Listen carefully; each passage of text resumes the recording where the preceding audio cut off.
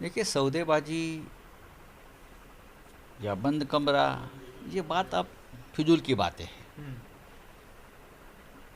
अमित भाई अब देश के गृह मंत्री है, लेकिन जब ये बात चल रही थी तो वो गृह मंत्री नहीं थे, वो पार्टी के प्रमुख थे। हम्म, और आज वो गृह मंत्री के नाते बोल रहे हैं। जिस बंद कमरे की बात अमित शाह जी कर रहे हैं, वो हमारे लिए बंद कमरा नहीं है, वो हमारे लिए एक मंदिर है। वो हमारे लिए एक श्रद्धा की जगह है, जहाँ हम पूजा करते हैं। और जिस प्रकार का हिंदुत्व का स्वीकार हमने किया है हमेशा, उसमें मंदिर में जाकर झूठ बोलने की कोई गुंजाइश नहीं है। वो बाला साहब ठाकरे हिंदू हृदय साम्राज्य का कमरा है। उसी बंद कमरे से 30 साल पहले बाला साहब जी ने भारतीय जनता पार्टी को भी आशीर्वाद दिया था। उसी बंद कमरे ने बड़े बड़े लोग आकर गए बीजेपी के और आशीर्वाद लेकर गए हिंदुत्व के लिए।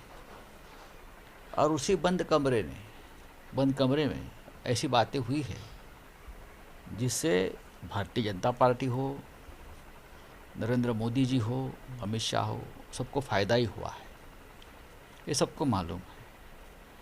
और उसी बाला साहब ठाकरे के सुपुत्र उद्धव ठाकरे, वो झूठ क्यों बोलेंगे? सत्ता के लिए।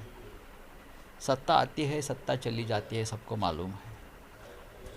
और सत्ता के लिए शिवसेना का जन्म नहीं हुआ है। सत्ता के लिए हमने कभी ना लाचारी की है, न करेंगे, सबको मालूम है।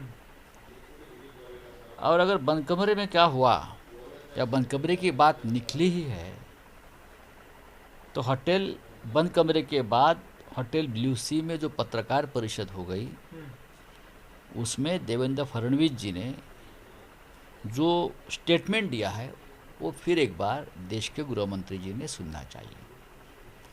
उसमें साफ कहा है कि जो बंद कमरे में बात हुई उसमें अमित शाह जी और उद्धव जी थे। उसके बाद ये तय हुआ है कि पावर शेयरिंग 50-50 हो जाएगी, सीट शेयरिंग 50-50 हो जाएगी। ये सब बातें वहाँ हुई है, कैमरे के सामने है ना। नहीं, पावर शेयरिंग और मुख्यमंत्री पद में क्या पावर शेयरिंग में मुख्यमंत्री पद नहीं आता है? क्या मुख्यमंत्री का एनजीओ का पद है क्या? पावर शेयरिंग में सब कुछ आता है। पावर शेयरिंग का मतलब क्या है? पावर शेयरिंग में 50-50 का मतलब होता है सब कुछ 50-50। अगर तो आप उस बात पर मुहर लगा रहे हैं कि बंद कमरे में मुख्यमंत्री पद की जो बात बात नहीं, हमको हमारे नेता उद्धव ठाकरे जी ने कही थी, तो यही है कि ये बात हो गई है। मुख्यमंत्री पद को लेकर के बात। मुख्यमंत्री पद शिवसेना को भी मिलेगा, 50-50 पावर शेयरिंग होगी। ये सब बातें जब दो बड़े नेता अंदर बात कर रहे थे, तो हम थे, देवेंद्र जी थे, सब कुछ वहाँ बैठकर हम देख रहे थे। और हमारे लिए वो जो कमरा है, मैंने पहले कहा, बहुत श्रद्धा का विषय है। वहाँ जाकर कोई झूठ नहीं बोलेगा, ना कोई गंदी बात दिमाग में लाएगा। अमित शाह झूठ बोल रहे हैं। मैं ऐसा तो नहीं बोला, आप बोल रहे हैं ना। मैं ऐसा नहीं बोलूँगा कोई झूठ बोल रहा है। हम तो झूठ नहीं बोलेंगे और कोई झूठ नहीं बोलेगा। जो कन्फ्यूजन है उस बारे में, वो दूर करने के लिए होटल ब्लू सी की जो प्रेस कॉन्फ्रेंस है, वो सब ने एक बार बड़े स्क्रीन पर सबको दिखाकर उस बारे में निर्णय लेना नहीं, चाहिए। आपको नहीं लगता कि ये जो अंतर्द्वंद था बीजेपी का, उसके वजह से महाराष्ट्र की जनता भुगत रही थी और वापस से जितना बड़ा एमवीए बनाने में आप लोगों को कवायद लगा, आपको नहीं लगता कि राज्य की जनता उसकी वजह से प्रताड़ित हुई? कोई प्रताड़ित नहीं हुआ है। अब महाराष्ट्र में उद्धव ठाकरे जी मुख्यमंत्री है, सरकार बनी है। ठीक है, मैं मानता हूँ कि भारतीय जनता पार्टी सबसे बड़ी पार्टी है, एक बड़ा विपक्ष है, मजबूत विपक्ष है हमारे सामने। लेकिन सरकार तो शिवसेना, कांग्रेस, एनसीपी की बनी है। और लाख कोशिश करने के बावजूद, दबाव तंत्र का वापर करने के बावजूद, सब कुछ हथकंडे अपनाने के बावजूद बीजेपी अपनी सरकार नहीं बना पाई। ये वेदना मैं समझ सकता हूँ। हम राजनीति में हैं, हम कोई एक दूसरे के भारत पाकिस्तान जैसे दुश्मन नहीं है। राजनीति में ये बात होती है, ये बात चलती है। और आपको 1 साल लगा ये कहने के लिए देश के गृह मंत्री को क्या ऐसी बात हुई थी? उसके लिए आपको वहाँ जाना पड़ा। जिस व्यक्ति ने नरेंद्र मोदी जी और अमित शाह जी के बारे में अभद्र शब्दों का इस्तेमाल किया था, उसके कार्यक्रम में जाकर, उस मंच पे जाकर आप हमारे ऊपर टीका टिप्पणी कर रहे हो। ठीक है, होने दो। हम ये बात बहुत स्पोर्टिंगली ले रहे हैं, क्योंकि हमें मालूम है उसका मतलब ये है, जब देश के एक सर्वोच्च नेता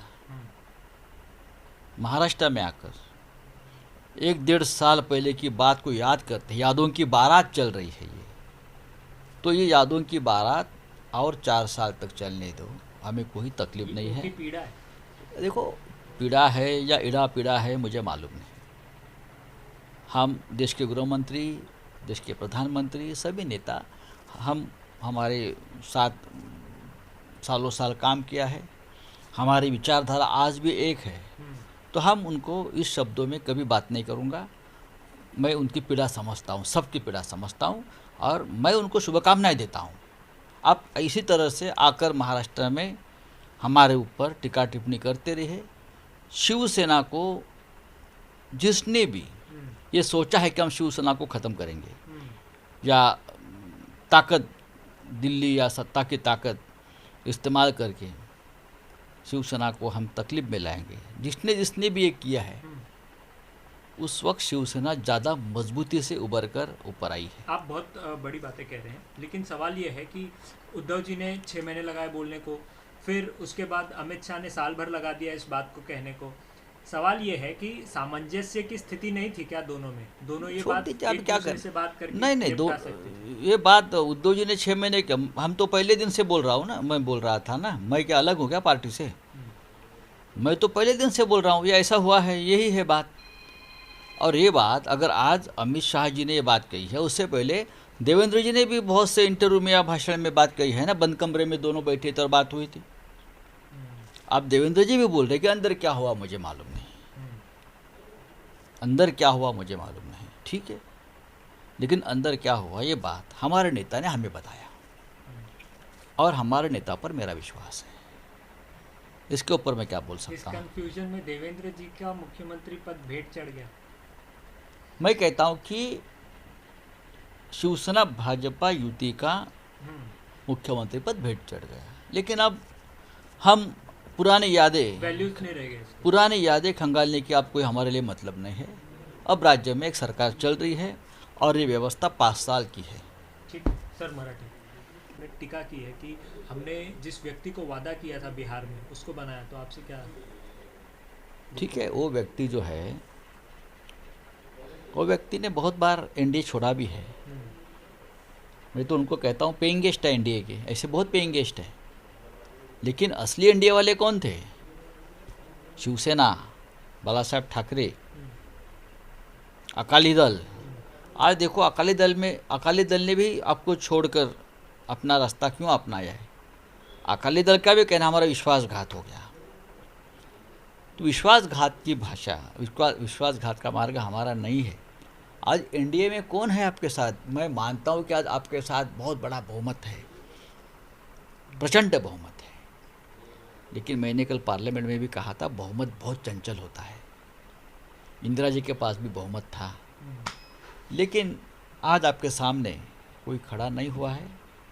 लेकिन जनता में से ही कोई नेता बनता है और चंचल बहुमत उसके पीछे जाता है।